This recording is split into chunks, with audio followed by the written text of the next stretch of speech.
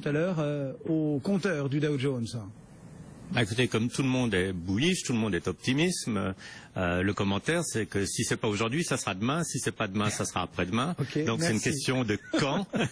Voilà, c'est exactement ça. C'est certain qu'on va les toucher, ces 20 000 points.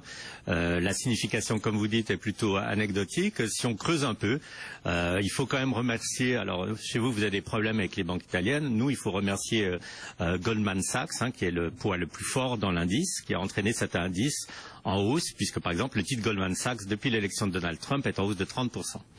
Voilà donc pour la question des 20 000 points. On tranchera tout à l'heure vers 15h30 pour voir ce qui se passe au compteur du Dow Jones.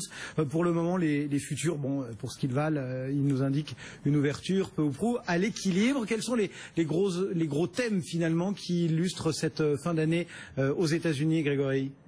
Bah, on avait oublié qu'il y a aussi des compagnies dans les marchés, puisqu'en fait il y a deux grandes compagnies qui ont publié leurs résultats, FedEx et Nike, qui sont quand même des compagnies à la fois intéressantes et bien connues en Europe. Alors des résultats assez contrastés, je dirais. Pour Nike, tout le monde craignait qu'il soit un peu moins à la mode, que Adidas et Under Armour aient pris des parts de marché. Ben, il en est de rien. En fait, les résultats de Nike étaient excellents, portés par l'Asie, une hausse de près de 19% des ventes en Asie, et même là aux États-Unis où on pensait que ça s'était calmé, encore une jolie hausse. Donc pour Nike, le titre va monter. Par contre FedEx, il souffre un peu du succès du commerce sur Internet. Ils ont dû engager énormément de monde pour la fin de l'année. Ils ont engagé 50 000 employés temporaires. Ça fait des gros frais. Ils ont aussi étendu leur réseau au sol. Donc tout ça, ça fait des coûts supplémentaires et les résultats en souffrent un tout petit peu, mais c'est un peu la rançon du succès aussi. Voilà donc pour les quelques données de marché que l'on suivra bien évidemment attentivement du côté de New York et donc c'est 20 000 points. Voilà pour le regard que l'on portait du côté de Mescart Financial Services. On vous retrouvera, tiens peut-être tout à l'heure, si effectivement on touche ces 20 000 points, Grégory, on regardera ce que nous disent nos ou vos interlocuteurs du côté de New York. Regard aussi sur le versant européen.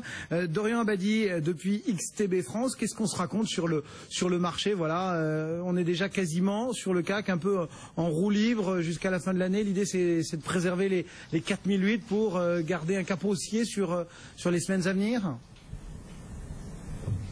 Absolument, Cédric, puisque d'une manière générale, que l'on soit au sein de la trêve hivernale ou de la trêve estivale, c'est vrai que c'est un petit peu la politique de l'autruche qui prime. Donc côté américain, on se concentre sur les 20 000 au niveau du Dow Jones. Côté CAC, effectivement, c'est plutôt les 4 900 points qui semblent désormais non pas acquis, mais qui semblent être un petit peu l'objectif psychologique. Et sur l'indice allemand, le DAX 30, ce serait les 11 500.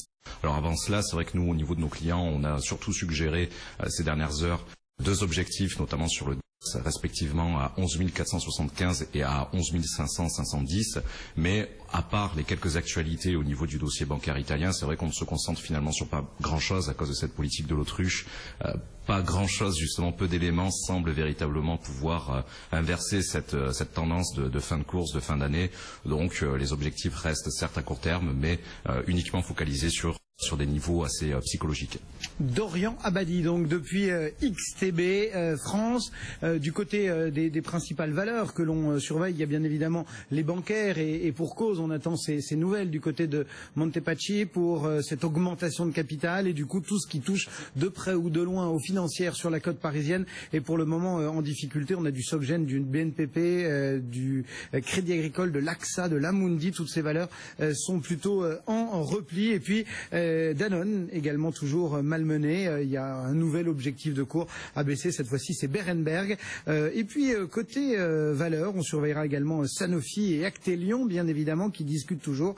Quant à Total ou aux pétrolières, on ne peut pas dire qu'elles profitent véritablement du regain sur les prix du pétrole, le Brent à 55,46. Voilà pour les grandes données de marché. Dans l'actualité, il y a également pas mal de news côté business avec Vivendi qui continue son ascension au sein de médias.